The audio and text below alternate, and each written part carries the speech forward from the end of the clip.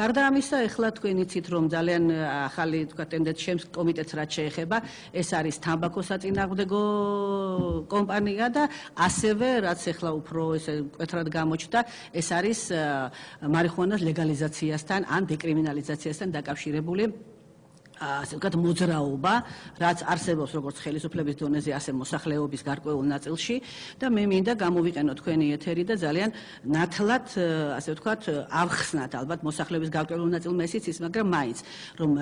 ლიბერალიზაცია და დეკრიმინალიზაცია ეს ერთ და იგივეს არ ნიშნავს და როდესაც ჩვენ ვლაპარაკობთ, რომ ჩვენ რაღაც ნაბიჯებს გადავდგათ მარიხუანის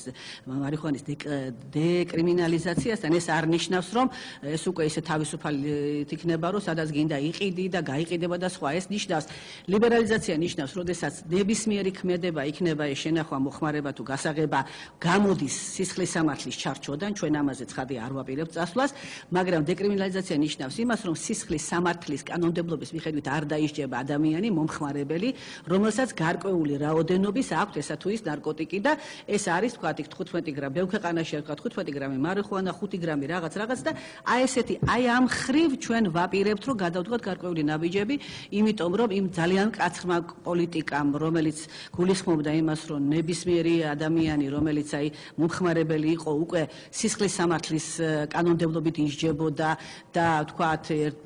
მაღალჯარიმების გარდა უკვე ციხეც იყო, ასე ვთქვათ, ამან არ გამოიწვია ის ეფექტი, რომ თქვათ აღარ არსებობს და შესუსტდა და ჩვენ მიგვაჩნია, რომ უფრო უნდა იყოს ორიენტაცია იმაზე, რომ ჯანმრთელობისთვის ზიანის შემცირებისკენ წავიდეს ძირითადი აქცენტი და ასე ვთქვათ, იმ გაგებით იყოს დეკრიმინალიზაცია, რომ სისხლის სამართლის კანონმდებლობით არ ისჯებოდეს მომხმარებელი, რომელსაც თავისი მოხმარებისთვის აქვს ძალიან მცირე რაოდენობის ნარკოტიკი.